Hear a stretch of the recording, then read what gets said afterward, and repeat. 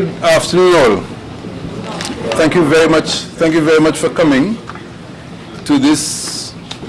I think it's number 2 for the year 2014 of a series of exchanges that United Nations Association of Trinidad and Tobago has. I can't dare to call them lectures because they are not meant to be.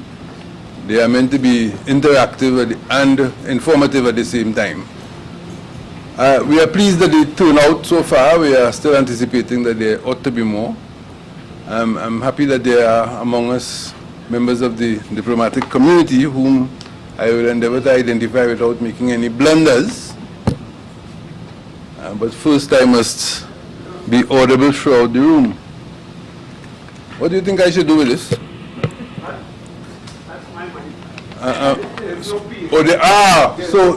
So far what I've done is I've welcomed people here.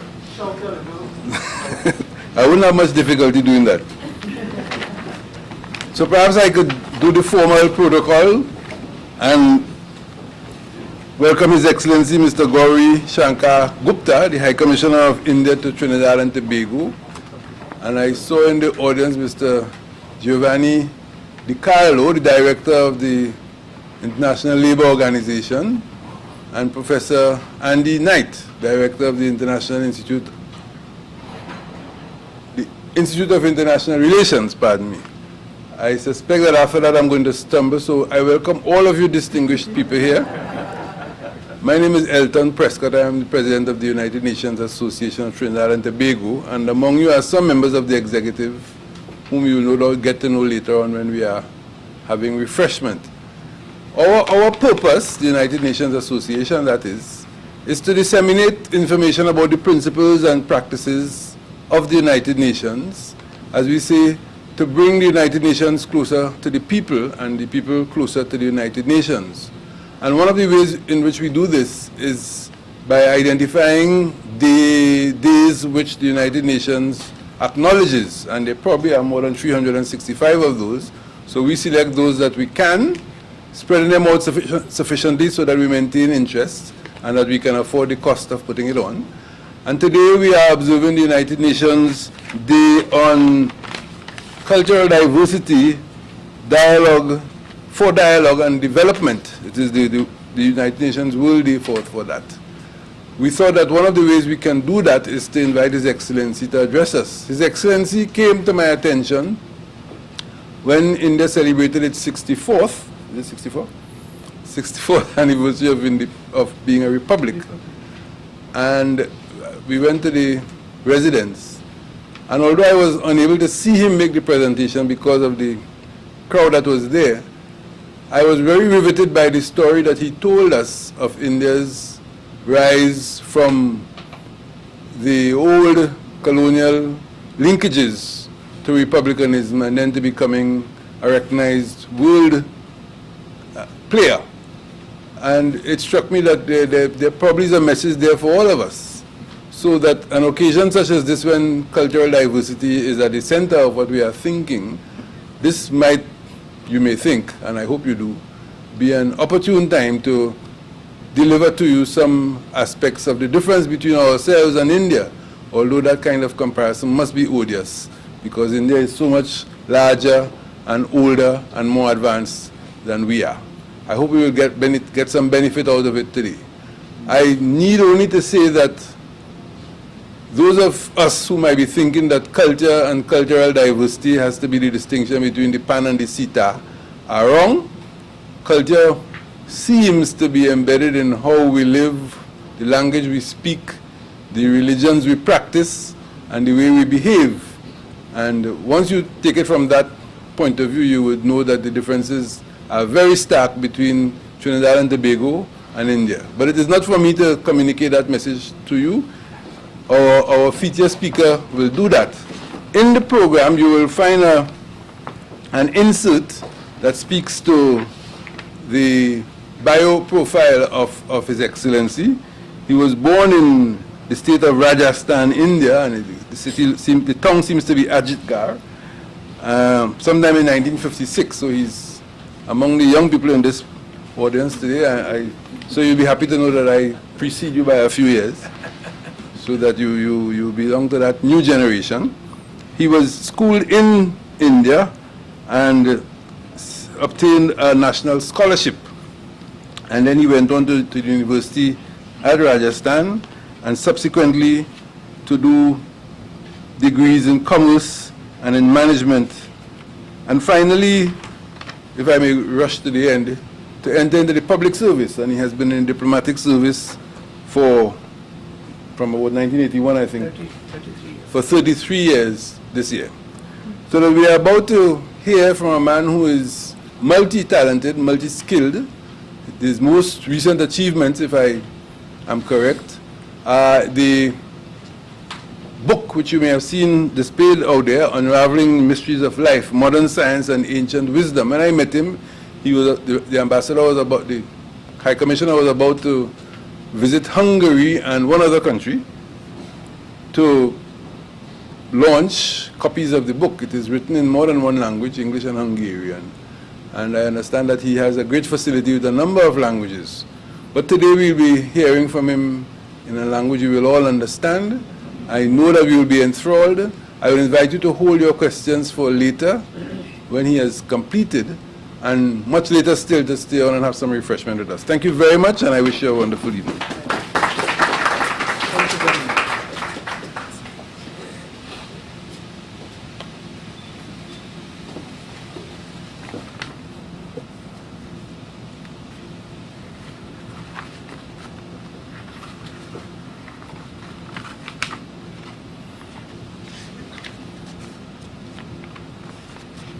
Honorable Senator Elton Prescott, President of the United Nations Association of Trinidad and Tobago, the members and the office bearers of the UN Association here, distinguished guests, ladies and gentlemen. First of all, let me thank Senator Prescott for his very generous remarks and also for inviting me to address this gathering this afternoon. I feel honored and privileged with his invitation in front of this distinguished gathering. And I profoundly thank you, sir, for doing so. Now, he has also given me a topic on which I should be speaking. So, the topic he gave me was how India captivated the West. I did not question the topic. I presume that India captivated the West, and that's how I proceeding. If you have any doubts, we can discuss that later on. But let me also thank some of my distinguished colleagues. Mr. Andy Knight, his international relations head in the UV, and we have Mr. Giovanni, my colleague from ILO, and some of the other colleagues from the High Commission and the press. So thank you very much. So let's start our discussion on the topic which I have been given to speak today. Now, how do you captivate people or country or a civilization? It's a very big question. Do you captivate them through economic power? Economic power really matters. Like, for example, US, China, they are emerging economic powers. They can captivate any country in the world. Scientific developments, mathematics. We also have some of the other things, yoga, music, Ayurveda, gastronomy, spiritual power. So what actually captivated the West? This is the question which I will try to answer slowly. Let me first say that why did Christopher Columbus went to discover India? He started on a long unknown voyage, a very dangerous one, to discover India by sea route. And that was because he thought that there's something there. Something really he admired, something which captivated him, that's why he went there. And he was followed by many others. Of course, the Vasco da Gama finally discovered India. But Columbus came to this part of the world, and that is why all people living in this part of the world were called Indians. Very strangely, but that's how the name Indians originated, because Columbus thought that this is India and these are the inhabitants of India. Now, this is not showing it fully here, but there's a title under this. This reads Satyamev Jayate, which is a very important part because this emblem of India, it comes from the 3rd century BC, a tower which still exists in central part of India, which was erected by Emperor Ashoka. And under this written Satyamev Jayate. Satyamev Jayate means truth always prevails. And I'll come back to that later on. And this is what Napoleon said. I am just quoting him precisely what he said. The sword and the spirit, what is the fight between the two? He said, in the end, it is the spirit which prevails.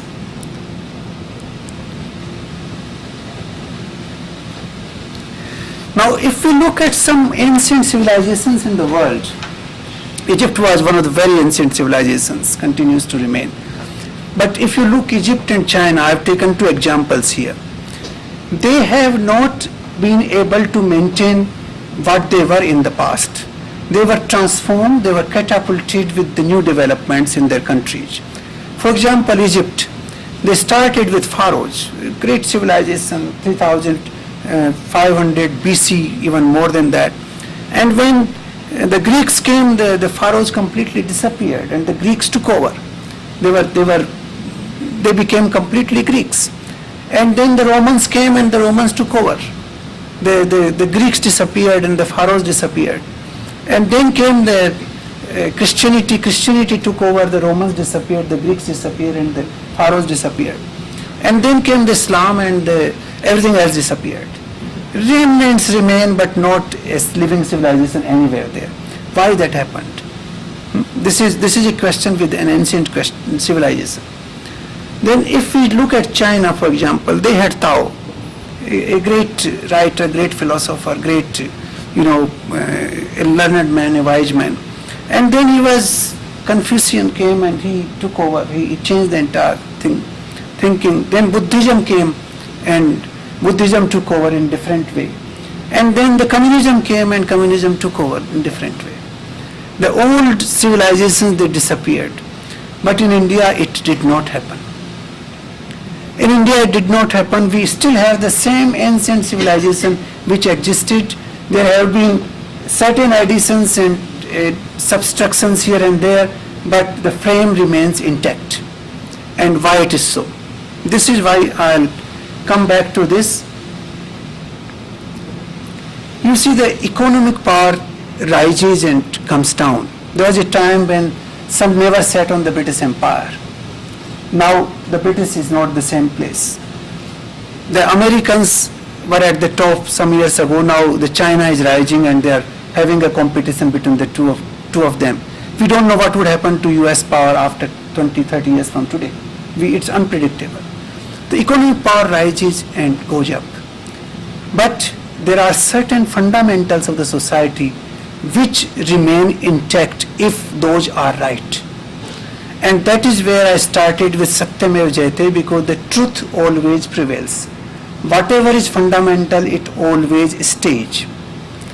Now let me explain what do you mean by fundamentals. We have an ocean, for example. It's filled with water. Now that water of the ocean is the fundamental.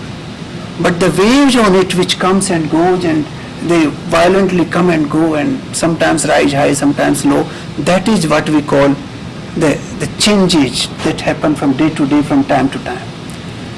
So the fundamental of the ocean will disappear if the water disappears. Then it will not be called ocean. And the waves will have no place at all.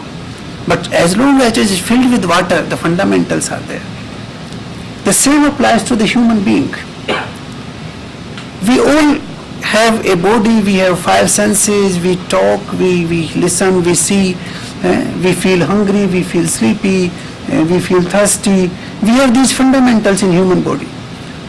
And then our clothing change, our thinking changes, our religion changes, our place changes. Those are the things which change from time to time. But so long as the fundamentals are right, then you can sustain a civilization. And that is how India remained intact till date, because the fundamentals of Indian basis, Indian foundation, were found to be true to all time. Now, what are those fundamentals? The fundamentals of Indian civilization, as I can see, are the Vedic knowledge, the Vedic science. In that, the first thing I would like to clarify is that Veda means knowledge. The actual meaning of Ved means knowledge. Wisdom, another word. And it also says that you should not accept anything blindly by faith. You should not accept anything only because somebody is saying. You should be able to test that knowledge to your own satisfaction. Once you find it is right, then you accept it. And that is what the Vedic knowledge says. And actually, the Vedic knowledge does not propound any religion. It only tells you the science of life, the science of this universe. And that science had remained valid thousands of years back in time, is valid today, and that is what, in my view, has captivated the West and will continue to captivate the West. At the end of my presentation, I will show you some of the famous quotes by some very famous people. Now, this is a Sanskrit sloka here, Purnamadah Purnamidam Purnat Purnamudachyate Purnasya Purnamadaya Purnameva Vishishyate. I'll explain to you it in a little while. But first, the Indian, what I call it, Vedic science or spirituality, it first traveled actually to the east, not to the west. Come, Ambassador. It came first to the Southeast Asian region. It went to neighborhood in India, to Cambodia, to Myanmar, to the Philippines, to Malaysia, to Indonesia. That part of the world was affected first. There was a golden period of Indian civilization. We call it from 7th century BC to approximately 3rd, 4th century AD. During that period, there was a very famous king called Ashoka the Great, and he, after winning a war, he saw a lot of violence. He says, this is not the way, and he decided to resort to non-violence, and he took to Buddhism because he thought Buddhism was the most non-violent religion, and he sent his first emissaries to Southeast Asia with this message of Vedic knowledge, and they were absolutely captivated by this knowledge, and this remains actually the foundation of entire Southeast Asia even today. I tell you how. I was posted to Philippines between 2001 and 2003. That time the Philippines government was hosting a summit of the ASEAN leaders, and they wanted to stage a cultural program which is common to all ASEAN countries. And you know what they found? They found a play based on Ramayana. They could not find anything else which is common to them. And this is what speaks about the Indian spiritual knowledge to that part of the world. But since from there the knowledge also went to the Central Asia. You have seen in Afghanistan and a lot of Central Asian part of the world, the Buddhism went from India and the civilizations changed. And then it came to the West. Now, coming to the West is more recent. I would say it is more in the 17th, 18th, 19th century onwards, when Swami Vivekananda was one of the first one who came to this part of the world to explain the message of Veda. And then, of course, we had Mahatma Gandhi, who captivated the West, and of course Nelson Mandela, who was a great admirer of Mahatma Gandhi, who came forward in other parts of the world. Now, why Vedic knowledge is so fundamental, so important, and so important that Indian civilization has survived till today because of that. Now, all of us, whether we are from the East, from the West, from Islam, from Christianity, from Hinduism, any religion in the world, all of us sometime in our life we think who we are. What is this universe with millions of stars? You sit down on the rooftop in the night and you see thousands of stars, the moon shining, vast and finite space. Then you see, go on the ocean side, the huge ocean. You see the, these winds, tornadoes, what are all this, volcanic eruptions. What is this universe? What is this nature? Who created this? These questions arise in our mind, sometime or the other. Who am I? What is my relation with the rest of the humanity? What is my relation with the nature? So these are the questions which have been answered directly in a very simple language in the Vedic writings. And therefore I would like to address a little bit on some of these questions to explain how India was able to captivate the West and how India continues to captivate the West. So, who created this universe? Who runs these systems, The sun rises precisely on time. It has its, it rotates on its axis. The earth rotates and earth also revolves. The planets revolve. And on so precision that never ever they collide. We can precisely predict the time of the solar eclipse 1,000 years hence. Lunar eclipse 1,000 years hence. How is it possible? Who runs these systems? Who created these various forms of life? You see, every form of life is a very special creation. You look at insect, how it works, a bee, how it works, an ant, how it works. You go and see the sea life in the ocean, how it, variety of fishes, variety of sea lives. You go in a jungle and you see variety of animals. Each one has very special characteristics, very, very different from the rest of them. Even if you go and see a plant, each plant has a special characteristic. Its roots are different, its trunk is different, its leaves are different, its flowers are different, its fruit of course is different. You analyze any part of any two plants, they will be totally different. How that characteristic happens, how it happens.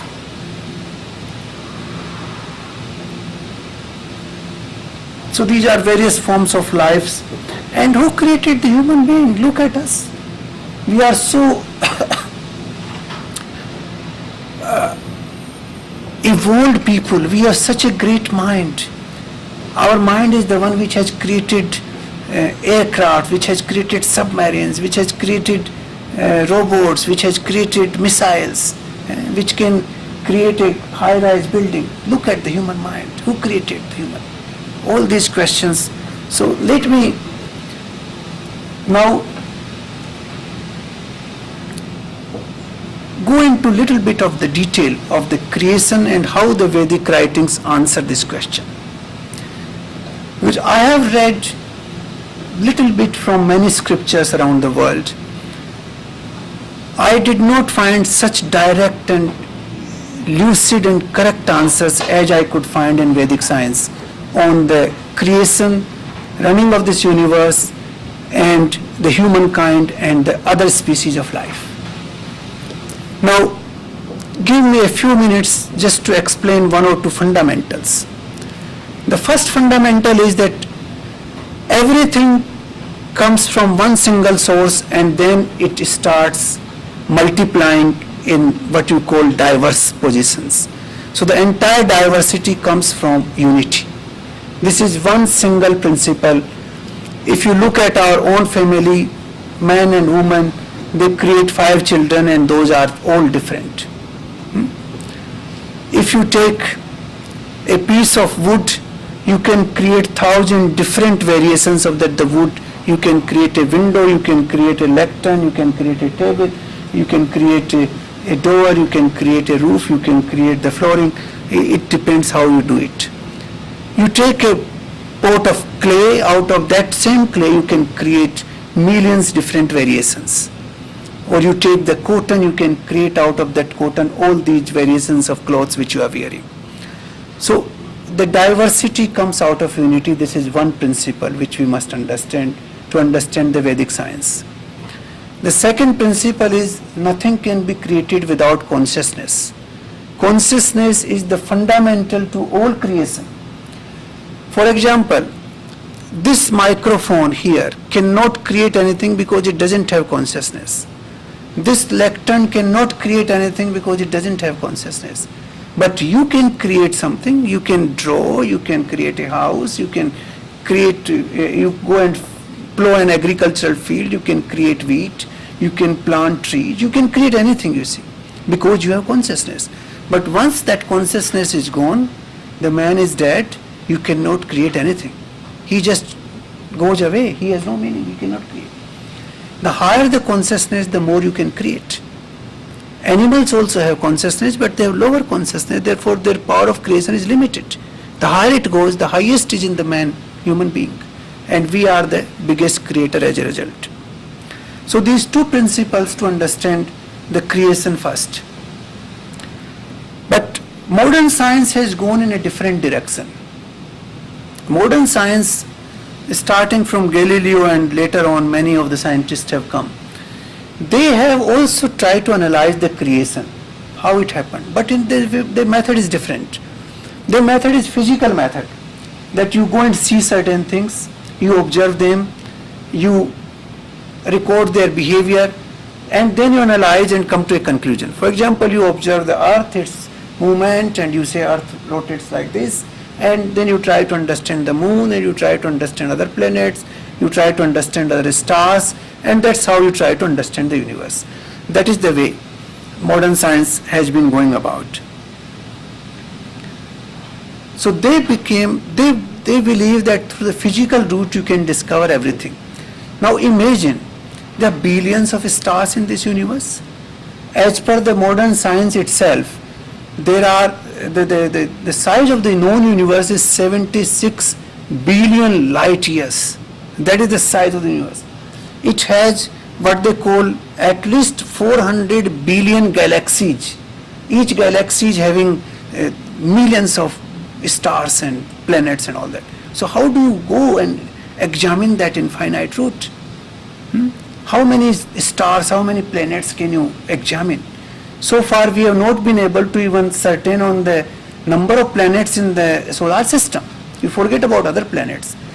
They used to be 7 and then 8 and then 9 and then again came down to 8.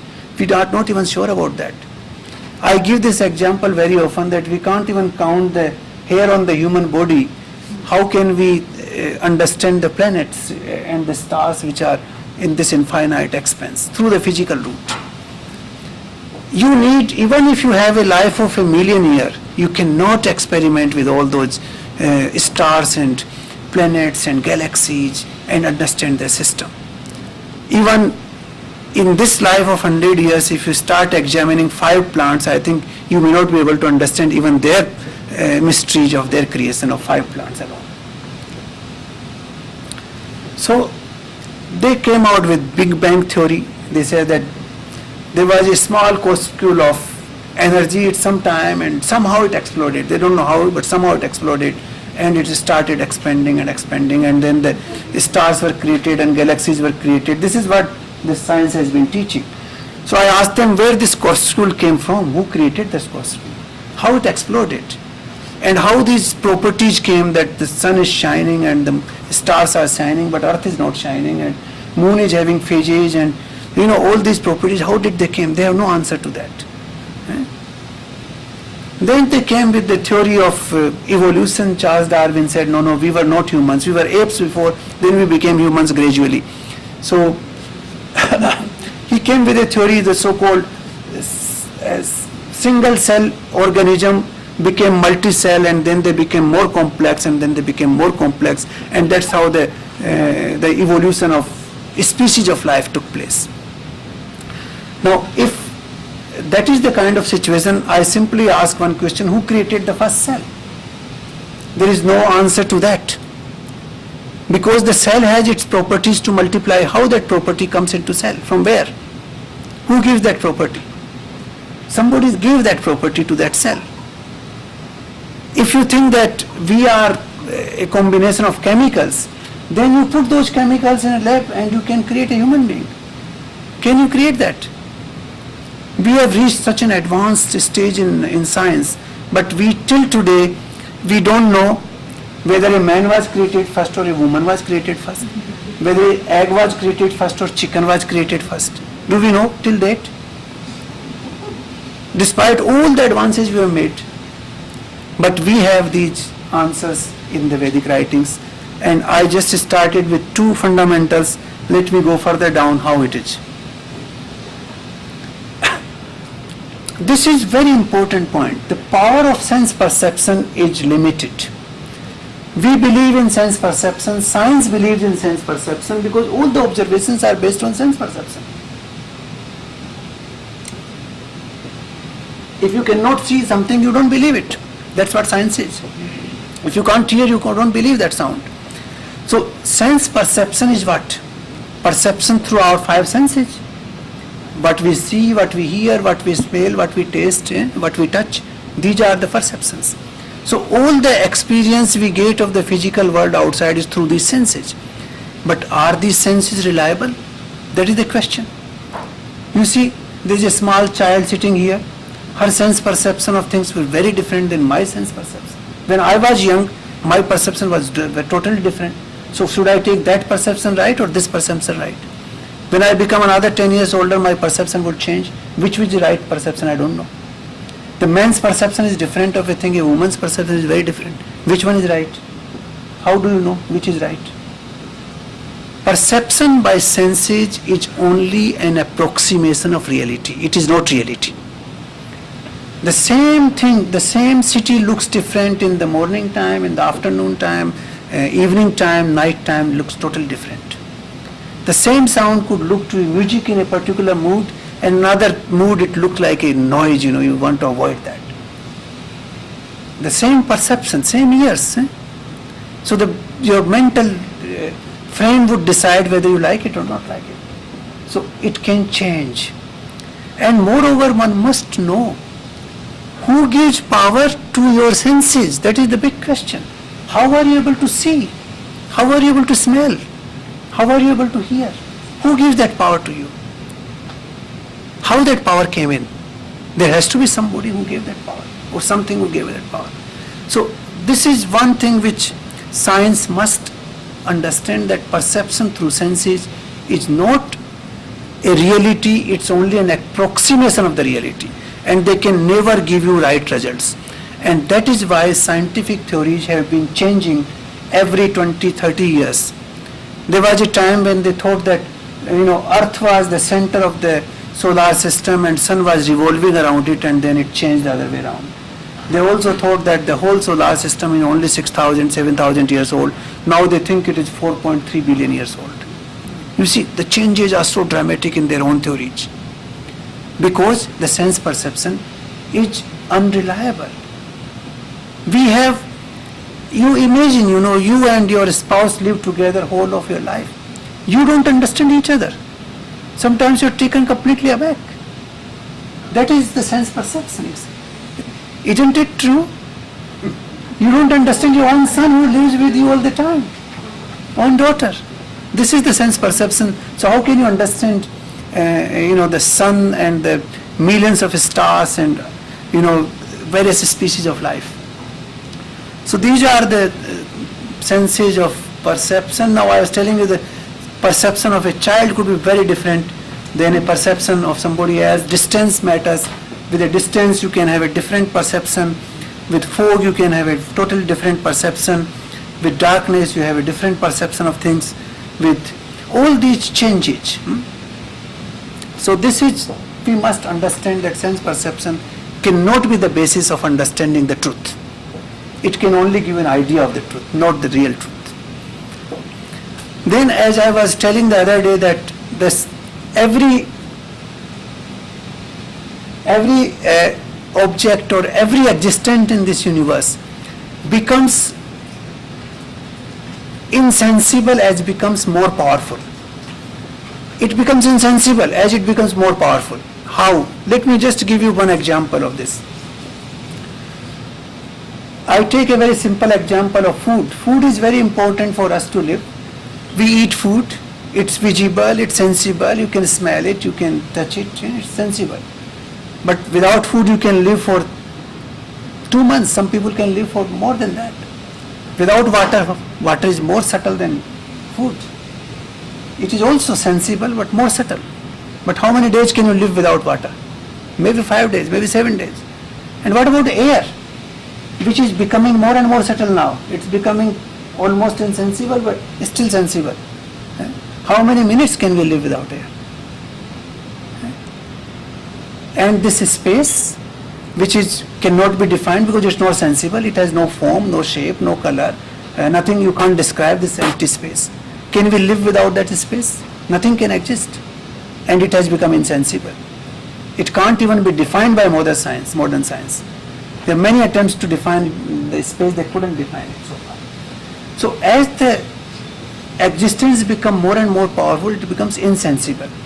And let me give you one example of insensible in our own body, for example. Sleep. Now sleep comes to us from where? Can you touch sleep? Can you see it? Can you hear it? It comes and this whole body collapses completely. You don't know what happens. It takes you away. It comes from nowhere, but it takes you away. We are so proud of our body, we can do this and we can fight wars and we can win argument, and then we collapse completely with that sleep. You see the power of insensible. Even mind in our body is insensible. You can feel there's a mind, but you can't see it. It's insensible. And the mind is the one which keeps controlling you all the time. The body is not that powerful as mind is. I don't want to go into these details right now, but I'll just explain the example of time. Now, time is a thing which we talk about. Everybody talks about time every single moment, because time is governing our life since birth till death. When we get up, when we sleep, when we eat, when we come for a meeting, when we go for a work, when we talk, everything is determined by time. And where is this time? Can anybody show me where is this time? Can anybody touch it? Can anybody smell it? Can anybody taste it? You see, this is an insensible time which controls every single sensible object in this universe. Every single sensible object. This building is controlled by time. With time it will collapse and it will be destroyed. Our body, with time it will be destroyed. We will die. Even planet Earth will be destroyed with time. Even sun will be destroyed with time. It controls everything. It defines our life. If I say I am 56 years old, what is that? That is nothing but time. Insensible becomes so powerful. Now, how do you experiment with insensible in laboratories? You tell me. Can you do that? It's not possible. So now I was giving you the example of that, how one thing can become multiple.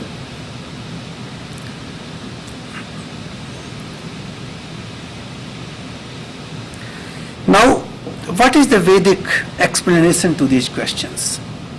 The Vedic explanation is very simple, and let me give you in a very simple language in 10 minutes, and then I'll finish. Because Senator is looking at me that how long I'll continue.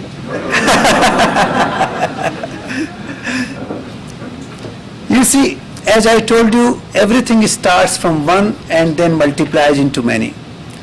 Everything must start with consciousness. Nothing can be created without consciousness. You give me one single example in this universe which can be created without consciousness.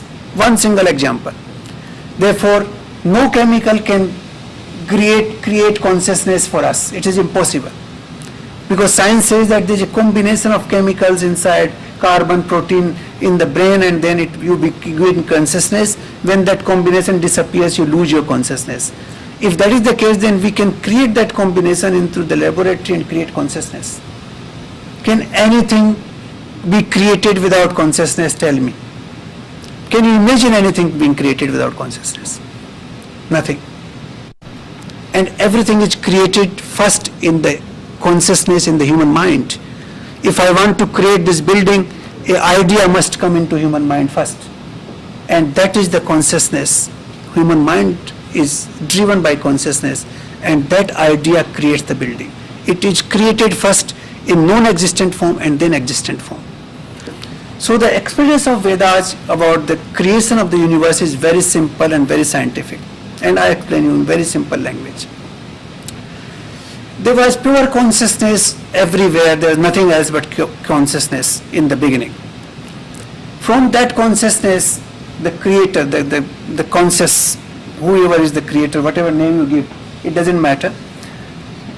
The creator decided to create a material of creation, the first atom of the creation, which is called, in Sanskrit, it is called Mahat Tattva. It is the element of the element, or atom of the atom, you can call it. That was the first atom created by the consciousness to create this universe. And then the second creation he did was, because it is all uniform, like this space is uniform. How you create difference into that? To create difference, you have to embed difference in that. And that difference was created through what they call it Aham.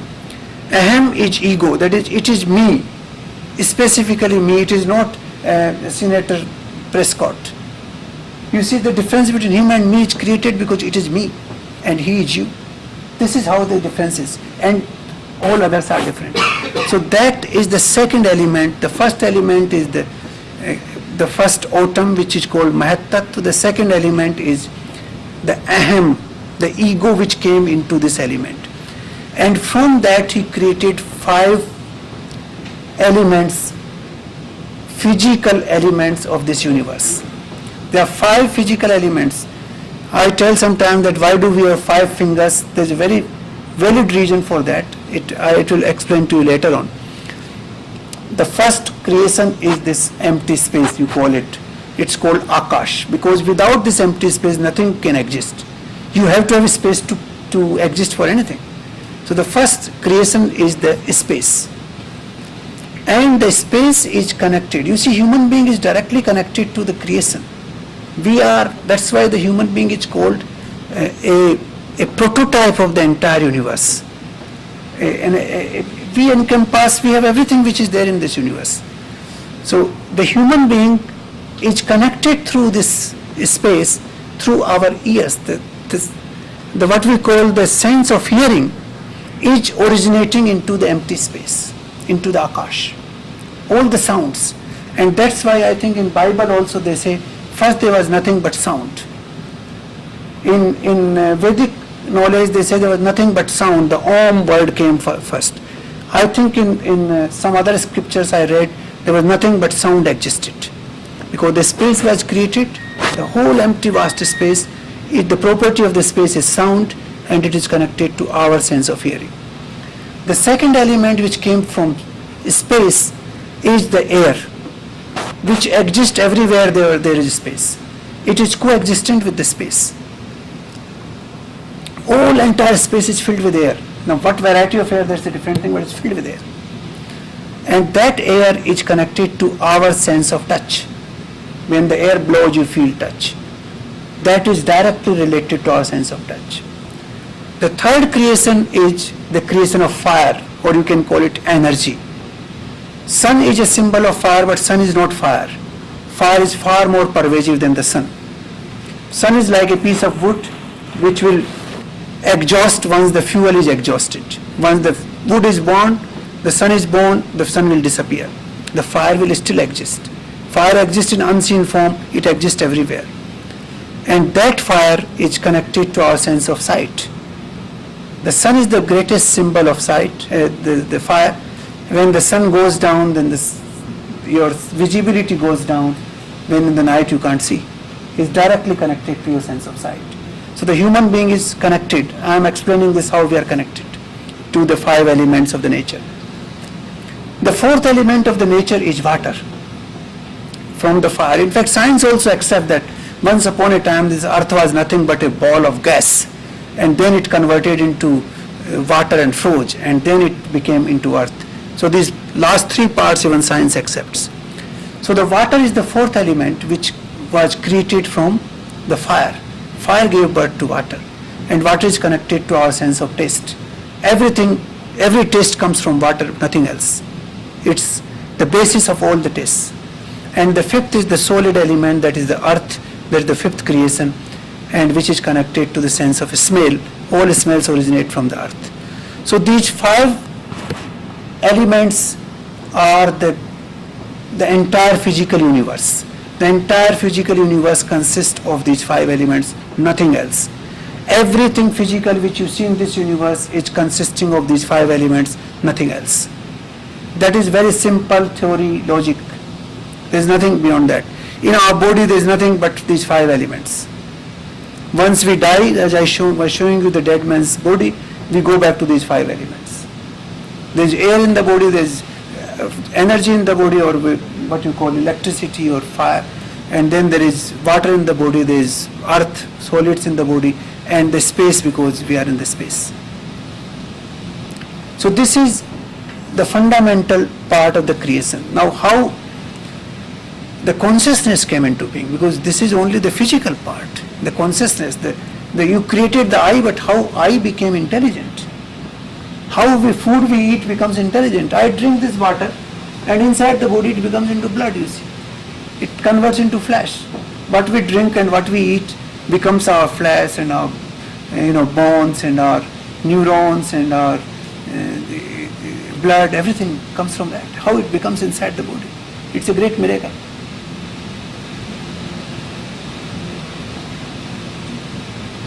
So the consciousness, how it came from? Now the consciousness is as I was telling you, there was nothing but consciousness in the universe. Entire universe was nothing but consciousness. And then these 5 elements were created, and in order to create life, the universal consciousness, the supreme, whatever name you give, it doesn't matter. You may call him Christ, you may call him Allah, you may call him Rama, you may call him whatever name you give. But the supreme power which has this consciousness decided to give this consciousness to each of the living beings. When a conception takes place, it is the semen and egg is together, but no conception is possible without entry of the consciousness at that particular moment. And that entry of the consciousness is decided by somewhere else, somebody else. And that is why it turns into a fetus, and then the fetus grows, and then we grow. You see, some people don't believe in consciousness. As I was telling you, some people say that we are chemical combination, and it comes from, the consciousness comes from there.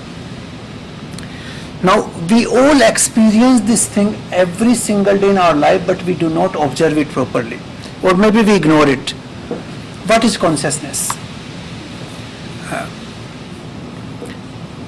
You see, in the evening you will go and sleep after your dinner.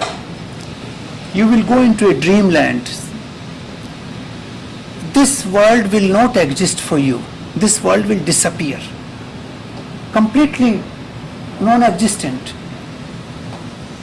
You are lying in the bed. Your body is lying in the bed. But you exist. And in the dream you play all the role which you are doing here. You attend a conference, you eat your food, you talk to your friends, you fight with friends, you argue, you do everything what you are doing in this life. How you do that? Tell me. Because you exist in the form of light. So every human being can exist in the form of light. This is what the dreamland tells you. And you do exist in the form of light every single day. That is another form of consciousness. Consciousness has 5 forms. The first form is called waking state, which is this state when we can physically touch and see and everything. The second state is called dream state, or in Sanskrit they called it Tejas state. Now in the Tejas state you exist in the form of Tejas, that is in the form of light. And you do everything in the form of light. You create a world in the form of light. You imagine the power of consciousness. You create a world. Every night you create and you don't know what happened. And then you go into a deep sleep. That world also disappears. This world also disappears. You don't exist. Your own existence is not known to anybody, to you. Somebody can come in your bedroom and take away everything, you won't know. Still you are alive. How? Your senses are not working, your mind is not working. How you are alive? Because there is something called consciousness which is existing inside you in that state. That is called pure consciousness. That is called pragya. Pragya avastha, the state of pragya of consciousness. So that is the pure state of consciousness in which You are alive only because of your consciousness. Otherwise you are dead. So that is the third state of consciousness. There's a fourth state in which you can be in this state and still reach the what you call pure state of consciousness. That is called Turiya Avastha, that is Turiya state of consciousness. And fifth state of consciousness is the universal consciousness, which, as I was talking before, the power behind the entire creation. So this is the proof of existence of consciousness, and that consciousness exists in each one of us. And that is why when this consciousness leaves this body, we are dead. Nothing, the mind stops working, the senses stop working, the body stops working. Why? Because something leaves this body that time. When that thing leaves your body, everything stops working. And that is the power behind your senses. And that consciousness is completely what we call insensible. We cannot sense it through our sense organs. It's not possible. Our sense organs are not designed for that, because it is that power which enables your sense organs to see. So how can you see that power through your sense organs? It's not possible. So that power creates all these various species of life. These species of life, their body is created with the 5 elements which I explained to you. The consciousness comes from the universal consciousness, and that creates life. And all the properties of each species of plant, each species of life, each species of human being comes from that. How they differentiate, it's a big theory. I can talk about that, but I think the time will not permit me to do so. So what I wanted to say you that we couldn't discover with the science what is. If we can understand the property of one drop of water, we can understand the entire ocean's properties. The same applies. If we can understand the single consciousness in our own self, we can understand the entire universe, because the consciousness is all pervasive, which existing in the entire universe. It is the source of creation.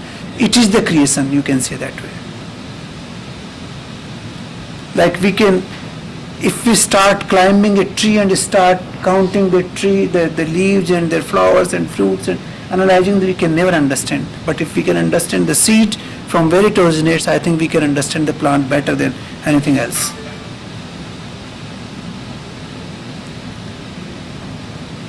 So everything is made of these 5 great elements, and on destruction this goes back to those 5 elements. These are the 5 great elements, as I mentioned to you, the space, the air, the fire, the water and the earth. Everything physical is made of these elements, and everything physical is subject to decay and dissolution. Everything physical is subject to decay and dissolution with time. I haven't gone into this today, but I'll maybe some other day. Now this I was telling you about the dream state of the body. In the dream you do everything which you do in this state, how it reaches. Now this is what some of the writers have said. I have just quoted them exactly. Some of the great men in the world have said these things. This is what the thorough American thinker, is a great thinker, you can read it what he says. In the great teaching of Vedas, there is no touch of sectarianism. It is of all ages, climes and nationalities, and is the royal road for the attainment of the great knowledge. This is what he said. This is a very famous Hungarian spiritual thinker has said this, that Veda is the ultimate knowledge. During the time of collapse of the world, if only one book could be saved, that must be the Vedas. This is what Max Muller said, the German thinker.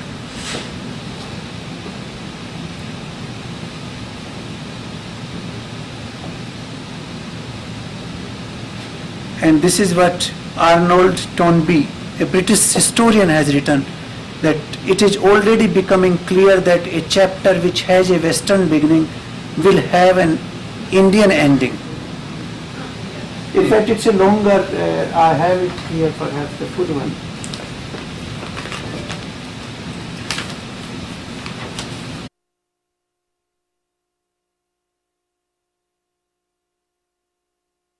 Ideas embodied in the Christianity of self-governance and democracy. In many ways, Mother India is the mother of all of us. And Romain Rolland, a French philosopher, has written this. I have not brought what Albert Einstein and Mark Twain has said because you know all of those quotes very well. So the fact is that the fundamentals of life will never change. And that is why Vedic knowledge is called manual of the humanity. It is the manufacturer's manual. When you buy this laptop, the manufacturer gives you a manual how to operate it. And that is the manual of humanity, that what you are. It is a very simple thing. It has nothing to do with religion. It's absolutely pure science. And if you are convinced, you believe in that science. If you're not convinced, don't believe into that science. It's as simple as that.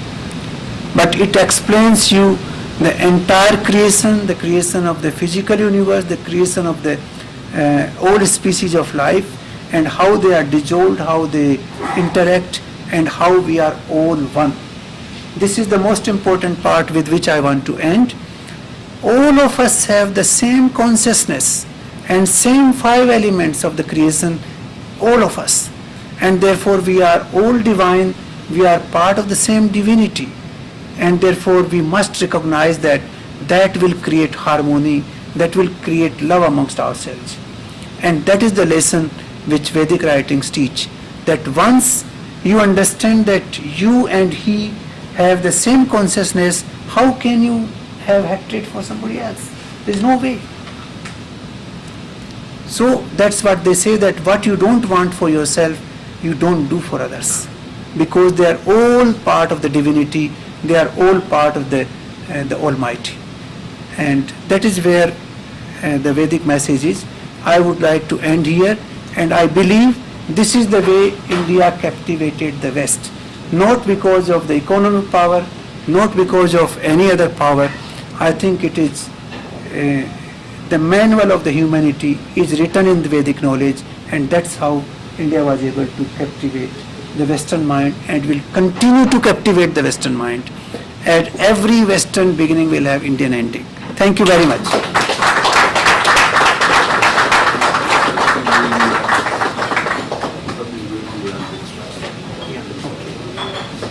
We'll do one.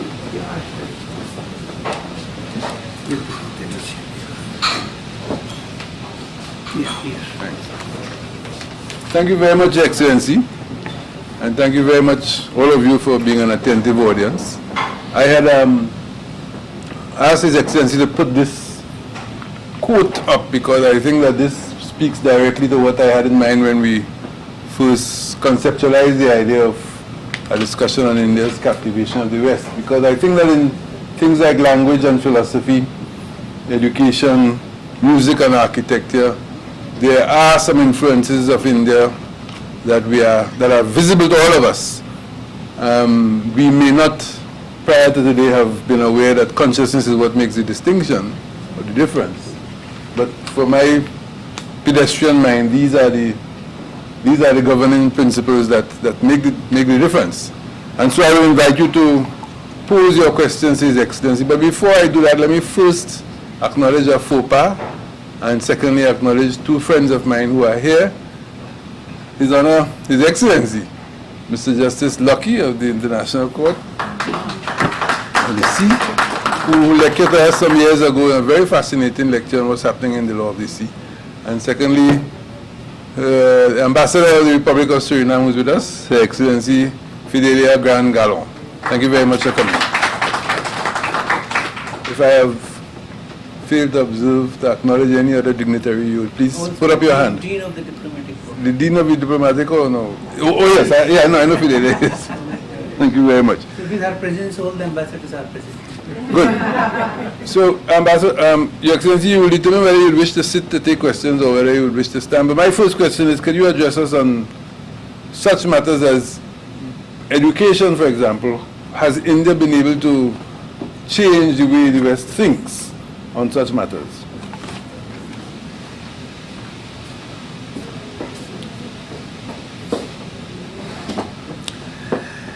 You see, education is extremely important for human race, for the welfare of humanity and for the welfare of our children. Over the years, education is turning into a training. It is turning into a training for engineering or software or agriculture or medical science.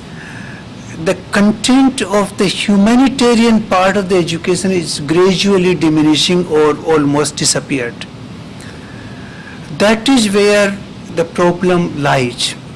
Why there are crime in the society? Why people are becoming drug addicts? Why people are taking excessive alcohol? Why there is domestic violence? All this because the humanitarian part of the education has gradually gone down and down and down in the system. People are taught how to earn money, but they are not taught how to behave. I think that is where we need to change the system. The modern education system must start with the fundamentals that we are human beings.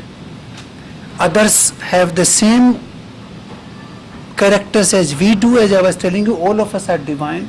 We must love each other. We must respect the elders. We must help the poor. We must help the old and the weak. Now those are the things which are not there in the education. Now those things will have to be put into the system in every single country. 2 days ago I was there in the education forum of the Caribbean, which was inaugurated in Hayat. And I was, surprised that there's so much emphasis on automation, innovation, and new technologies, but there's no emphasis at all on the human values. Now, you can see in your own country the crimes, why people are killing, why a young girl of 12 years getting pregnant. These are signs that the moral values, the ethical fabric has gone down. Why rapes are taking place, why we fight. Now, Western civilization says that, they are far more advanced in certain ways. In terms of physical innovations, they are far more advanced. But if you look at the history of Western civilization, you also will realize that all the two world wars which have taken place are happened in the West only. If they were Jews were killed, they happened only in the West. Why somewhere else not? If you look at the history of mankind in the last 200 years, most of the killings have taken place in the West, because the moral values of the life have gone down. The communist system could not survive because there was no morality of life there. So ultimately, the moral and ethical values of life, that we are part of the same Almighty, we all have the same substance, we have to behave with each other correctly, we have to protect the nature. Nature is the one which is feeding us everything. We cannot sustain ourselves even for a minute without nature. Everything which we eat comes from nature, what we drink comes from nature, what we wear comes from nature, where we live comes from nature, but we don't respect nature. So these things will have to be incorporated into the syllabus for the young children, for the young minds. Thank you very much. So now we will invite any questions you may have or comments. You please.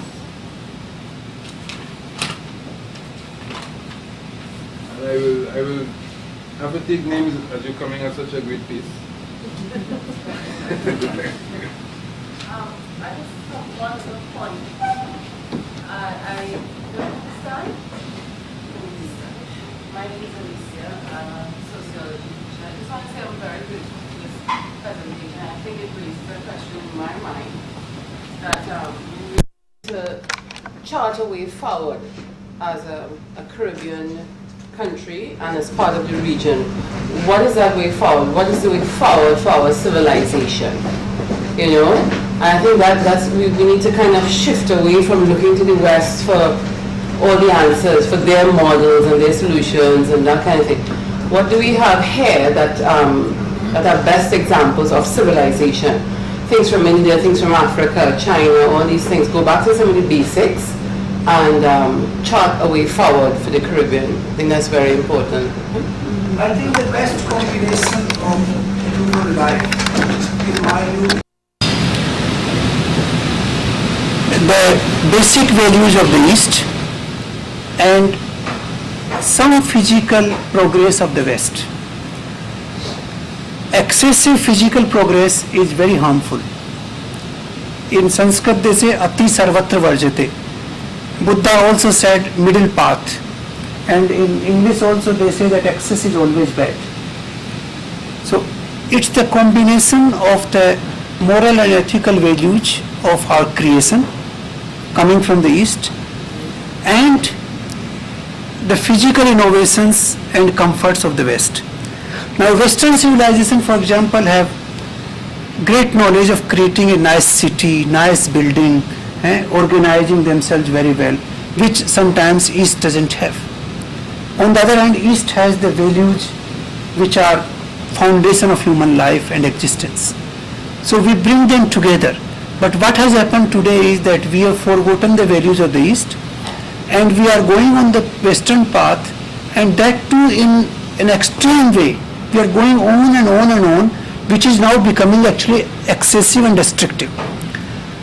Anything which is good, if it is used in excess, it becomes bad. Anything, even food, if you eat in excess, it becomes bad. You can vomit and your digestive system could be upset. The same thing is happening with innovation and comforts. Now we started with 1-star comfort, now we are on the 7-star comforts already. We don't know where we will end, maybe 20-star comforts. But as a result, we are destroying the earth completely. For our own comforts, we are contaminating the river, we are contaminating the air, we are poisoning the soil, we are poisoning the oceans. This is happening. And we are killing our mother, the mother which feeds us all the day.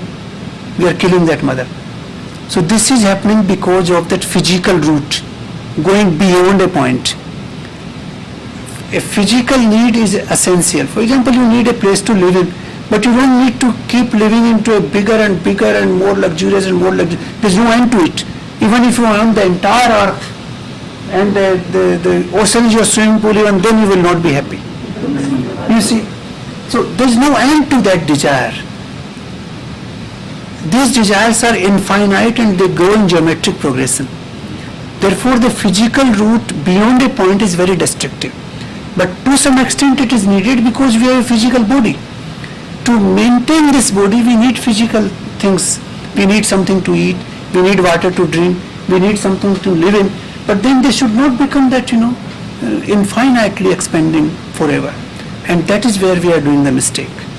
I think the West route, the physical route will be path to destruction if we continue on that path. We are already realizing that the climate change and ecosystem is being destroyed with that route. And you will realize it much more after 2-3 decades when you will find that you will be carrying a gas mask with you or you will be carrying a cylinder of oxygen with you. Because 50 years ago nobody thought that I'll have to carry a water bottle with me. It was unbelievable, unimaginable. If I was a child and you tell me you have to carry a water bottle, I will laugh at him. But today it is a reality. And after 30 years it might become a reality that you might have to carry a gas mask and a cylinder of oxygen. And that is because the destructive route we have taken over the years and we are continue to take today. My name is Brother, I'm a senior citizen.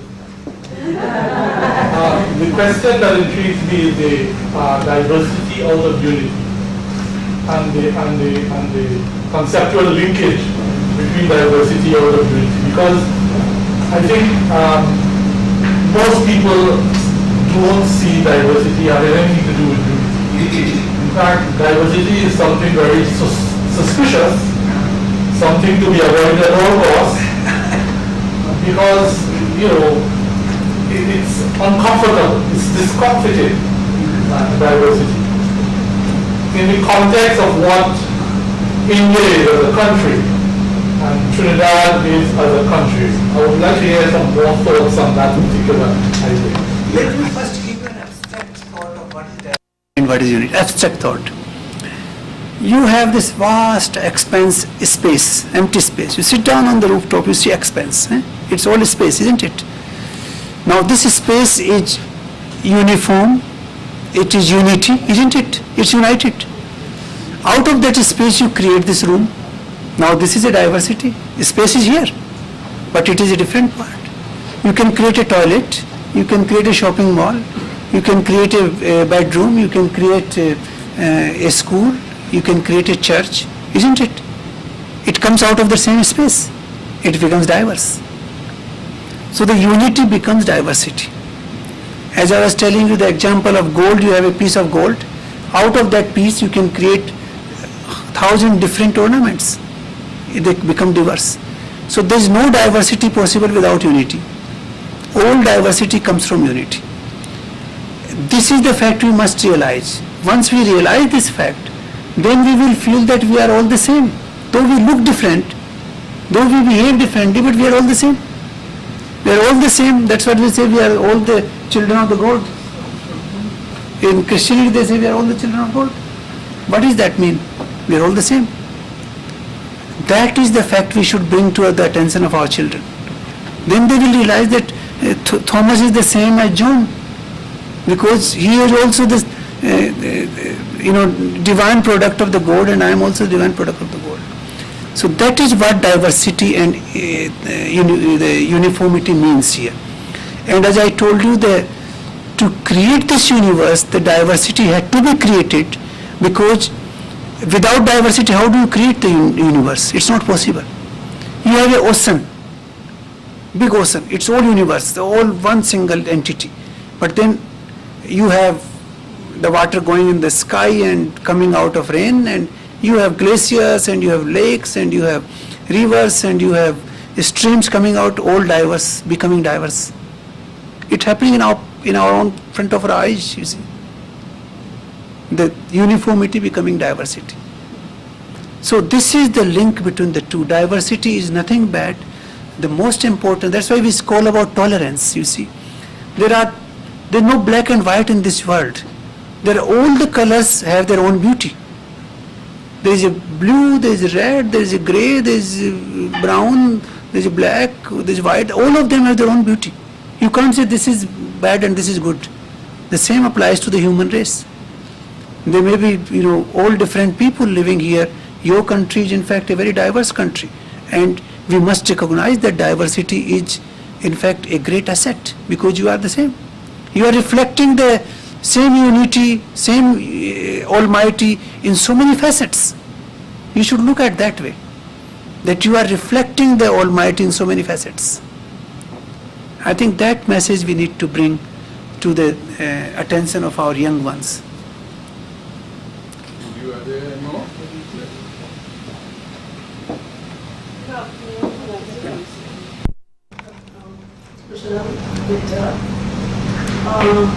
India as a religion, economic might, never of the break.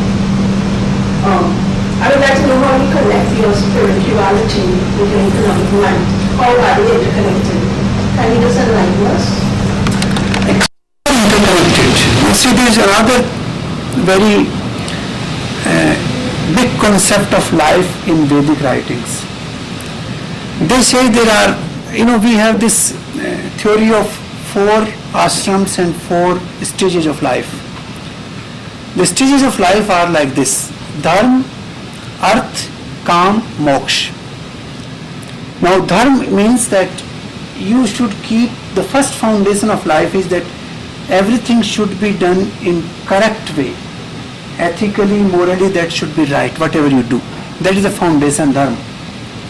You should not do anything which is adharma, which is not right.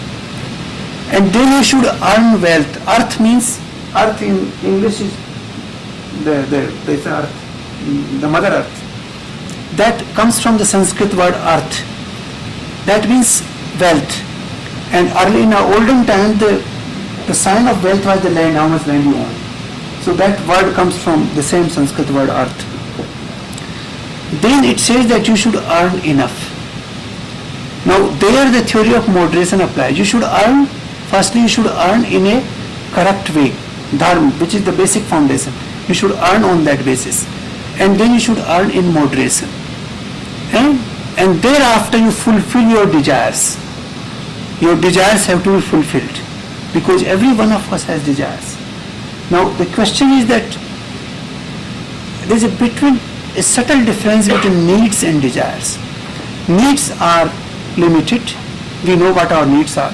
Desires become infinite. So we have to control our desires, because mind is the originator of desires.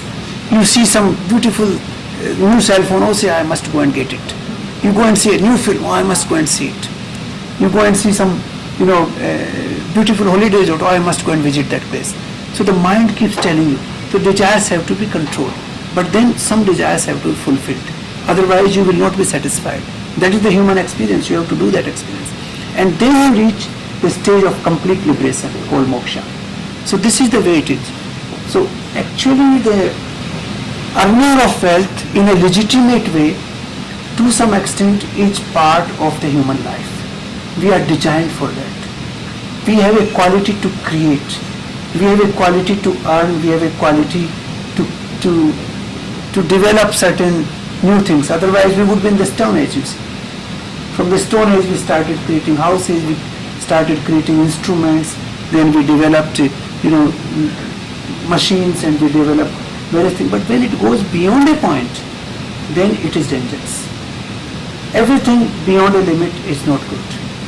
So it is not in contrast with that. In fact, there are two very beautiful words in Sanskrit. They are called avidya and avidya.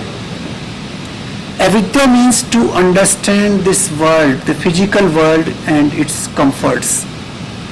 And vidya means to understand the consciousness, the pure consciousness which you experience in deep sleep, which is divorced from the physical world. So this is the complete knowledge lies in understanding the two. You can't ignore the physical world because you are born here, you have to live here. And you also cannot ignore the pure consciousness because you are product of that consciousness. So the complete knowledge is knowing the vidya and avidya. That's what it is. So we should understand the physical world, its comforts, but we should also understand the spiritual world and its power and origin.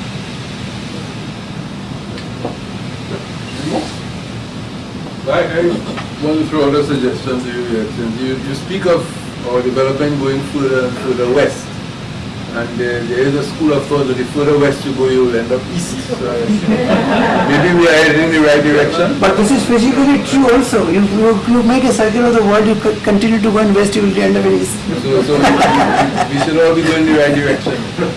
I think you will have to end up there because there is no substitute for understanding the creation, the existence of human being, the origin of human being, and the harmony of human life with the nature. There is no substitute for that. These are the fundamentals, as I explained to you.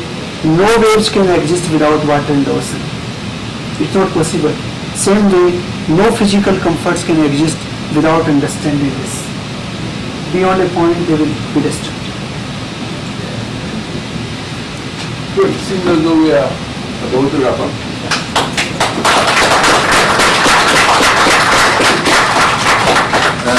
The program does identify Dr. James Armstrong to do the vote of thanks. Your Excellency, before I renew of this burden, you did throw out a question to the audience as to who knows who was created first. Yeah. And I think there are many people in here who know. Would you like to hear the answer? Let me give the answer to this. I think they are there, Yeah. The women know. It was neither woman nor man was created first. As I told you that the universal consciousness existed, it existed all the time, it exists all the time, it will exist all the time. And that is the creation. There is no origin of it. You can't go back to origin. If you are asking origin, you are asking the wrong question. Because as soon as you ask origin, then they will say, what existed before it? That consciousness always existed. it just transforms its shape over time. There's a very beautiful theory of time span in Vedas. You know, the Vedas are highly mathematical science because whole universe is mathematical. If it is not mathematical, it can collapse anytime. If your car machinery is not made properly, it can collapse, the car can collapse. So look at this universe with millions and billions of stars. They can collide, anytime if it is not done with mathematical precision. So there is a precision. Even look at our own body. It's so great precision that when you eat, when you feel it needs energy, it tells you eat, it's time to eat, it's time to sleep, it's time to drink some water, it's time to go to the toilet. It tells you all the time. Look at the precision inside the body. So there is a total precision in the creation, and that creation comes from that original source which has been defined in Sanskrit writings as Brahman. Brahma has nothing to do with name of God. Brahm comes from a Sanskrit verb root called briha. Briha means to expand infinitely. So this universal consciousness which exists, it has the capacity to expand infinitely. You can say in certain ways that the theory of Big Bang, that this corpuscle always existed and it has capacity to expand infinitely for all the time. And how it expands and how it dissolves, it has been also explained. It expands into a life, into this whole universe, and remains in that form for 4.32 billion years. And then it dissolves back to the consciousness and stays in that form for another 4.32 billion years. In Vedic language, that is called a day of Brahma and night of Brahma. The day of Brahma is 4.32 billion years. Brahma is not a physical entity, it is Avyakt. This is unmanifested power whose life has been defined in this way. And one day of Brahma is the manifestation of this universe. That's called Vyakt. Vyakt means manifested universe. Avyakt means unmanifested. It goes back to unmanifested form after 4.32 billion years. And that's how the cycle of life continues on this universe. And that cycle originates from this Avyakt Brahma, which remains infinitely, which has always remained, which will always remain. It has no origin and no end. It only transforms itself, comes into physical form and goes back to non-physical form. That's how it works. Thank you very much. And I was talking about this 5, let me explain, because this would be a bit fascinating for you, why we have 5 fingers in the hand. I was explaining to you the 5 elements of the creation, and we have 5 senses of perception which I explained to you. We also have 5 senses of action. 5 senses of action are, we walk, we grasp things with, hold things with hand, then we have speech, and we have 2 senses for what you call extraction of the waste from the body, and the sense of sexual organs. So these are the 5 actions we have. These are also 5. Then there is a 5 form of consciousness which exists. As I told you, the consciousness exists also in the mineral form. In this earth also there is a consciousness, but very low form, very, very low. That's why you don't feel it, but it decays over time. You put a metal, it decays over time. Why? Because it has consciousness which decays. So that is the called mineral regime. Then there is a plant regime that is higher. The plants grow, you can see them grow, but they don't have that much consciousness. The third form is the animal regime, which is even more than the plant. Fourth is the human regime, which is even more than the animals. And fifth is the universal consciousness. There are many other 5s which I will explain at some other day, but that is why we have 5 fingers. The creation is very scientific. And it is not unscientific. Absolutely precision and mathematics has gone into it. That's why it existed, and it exists without any disturbance for times to come, for millions of years to come.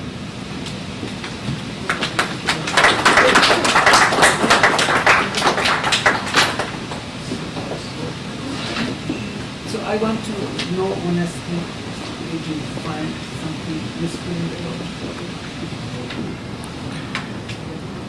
Excellency Shankar Gupta, High Commissioner of India, distinguished guests, ladies and gentlemen. The President of UNAT just indicated that I was slated to give the vote of thanks. Actually, I was not quite aware of that, but it is a great pleasure. And of course, when your president says you should speak, you have to speak. And the occasion certainly is a very pleasurable one. When I actually observed the credentials of His Excellency, what came to mind is that we were in for a very brilliant presentation. I do recall that some years ago, I had a boss who was from India. And before he arrived at the office, and I was working at the UN at the time, we were all trying to speculate, who was this man that was coming? And, his background and so on. And someone said, well, he used to be a permanent secretary in India. And I said, okay. And it was explained to me that given the brilliance, the vastness of India, when you rise to the level of a permanent secretary, what is being recognized really is competence, brilliance, and service. And I must say that given the fact that His Excellency is here representing India, that certainly a very good choice was made, and we have benefited from that this afternoon.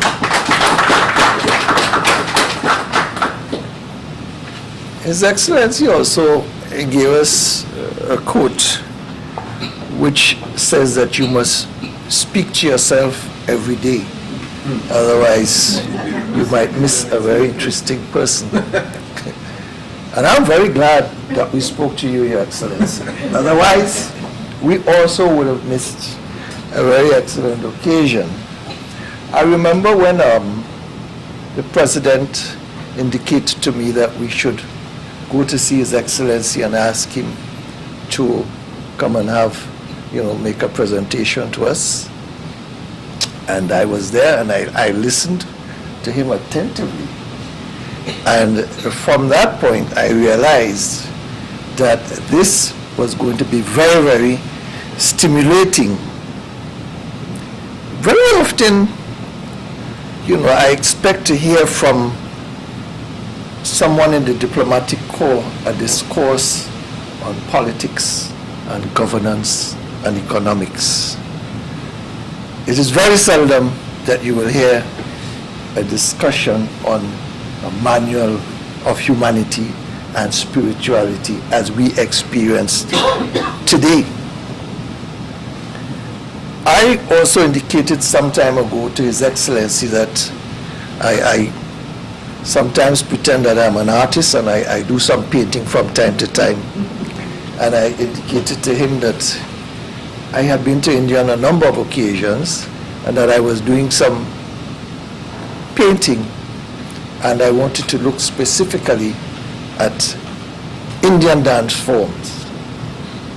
What I did not realize is that even in Indian dancing, the relationship to spirituality, and I was quite amazed.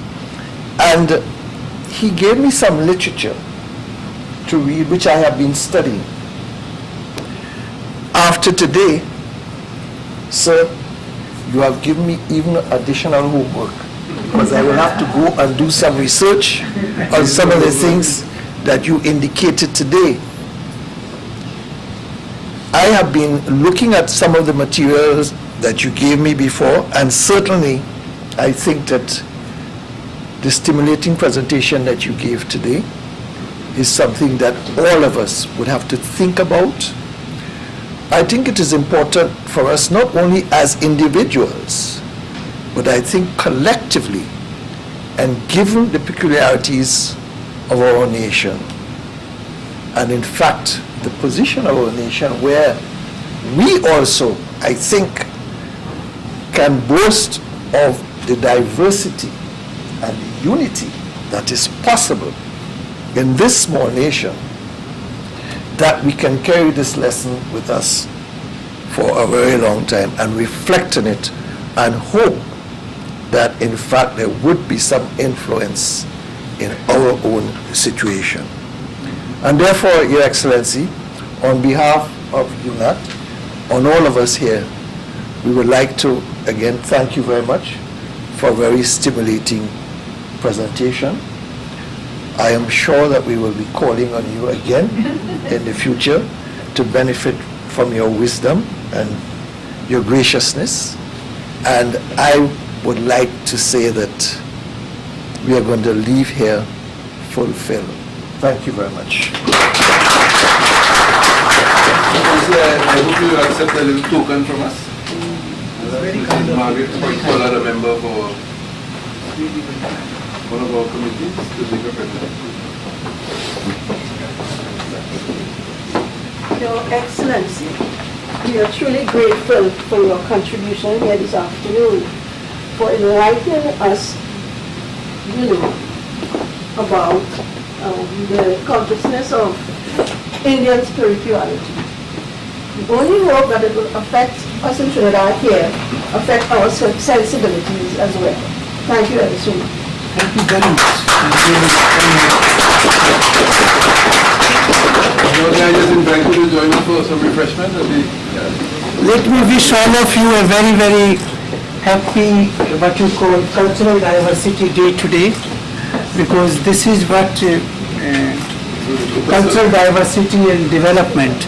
This is a great theme of the United Nations, and I was fortunate enough to participate in one of the conferences in Stockholm on exactly on this same theme organized by UNESCO way back in 1999. And I had the privilege of speaking at that time in the conference. So I'm very happy that I could address you on this day, and I'm grateful to all of you for coming in large number and taking interest in my talk. I wish you a great UAN Day. Thank you.